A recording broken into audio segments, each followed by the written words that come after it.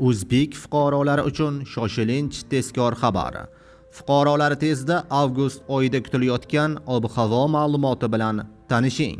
Assalomu alaykum, hurmatli tomoshabinlar.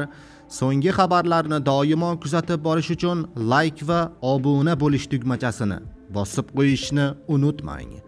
Obuna bo'lish tugmachasini bosganlar videorolik oxirida 15,000 so'm egasi bo'lasiz. Diqqat qiling. Avgust oyida O'zbekistonda yog'ingarchilik me'yordan ko'proq bo'lishi kutilmoqda. O'zgidrometning avgust oyi uchun taqdim etgan dastlabki prognozlariga ko'ra, deyarli barcha viloyatlarda yog'ingarchilik me'yordan ko'proq bo'lishi kutilmoqda. Prognoz xaritasiga muvofiq viloyatlar hududlarining asosiy qismi yashil hududlarga kiritilgan bo'lib, bu oylik yomg'ir yog'ishining iqlimiy me'yorlarini yuqori bo'lishini anglatadi. Ma'lumot uchun mazkur prognoz dastlabki baholash bo'lib, oy davomida ob-havo sharoitiga qarab aniqlanishi mumkin, deyiladi xabarda.